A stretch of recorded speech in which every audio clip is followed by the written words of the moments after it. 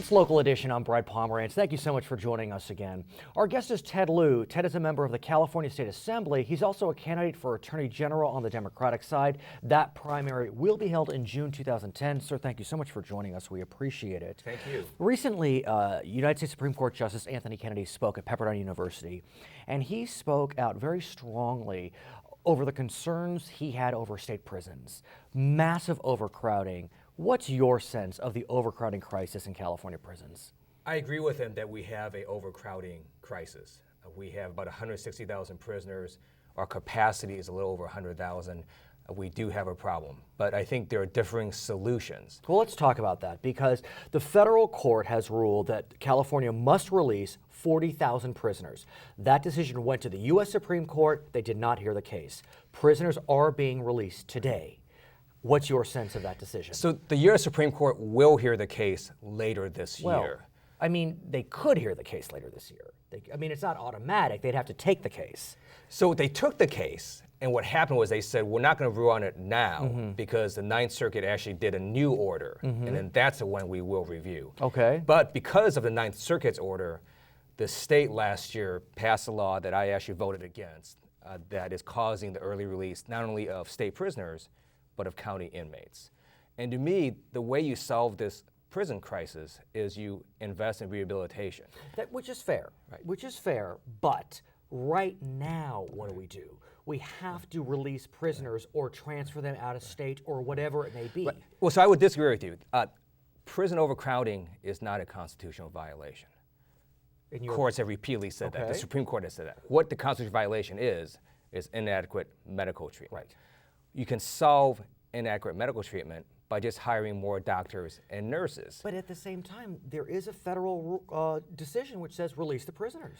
That the state has challenged. Jerry Brown filed a brief challenging this order, specifically for that reason, saying, look, overcrowding is not the violation. The violation is inadequate medical treatment. We can fix that without releasing 40,000 prisoners. Okay, no one wants prisoners released. I think that's fair to say. Right. But what do we do today? Right. Two things. One is, instead of, let's think about how strange this is.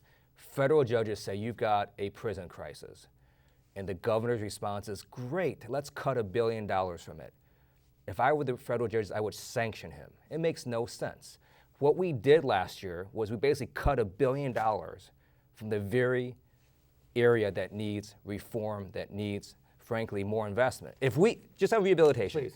We have an extremely high recidivism rate, 70-some%, which means for every 100 prisoners we release, 70 come back after committing more crimes in your neighborhood.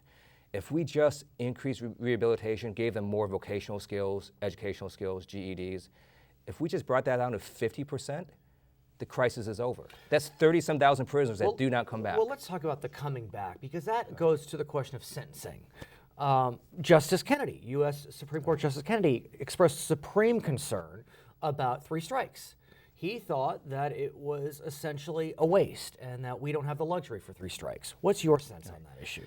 I agree with him that the 3rd strike should be a violent felony. Okay. That we should not be putting people into state prison 25 years to life if their 3rd strike is stealing a loaf of bread.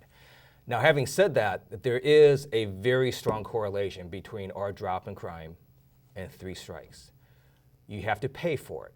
And the issue is, does society want to pay for a decrease in crime? And that's a debate we should have.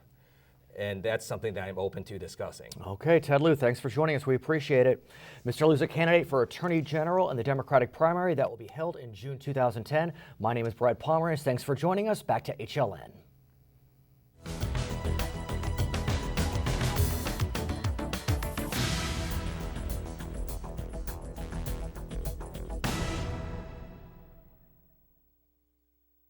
This is about my future. My future. My future. Our nation's future. And the future of our children.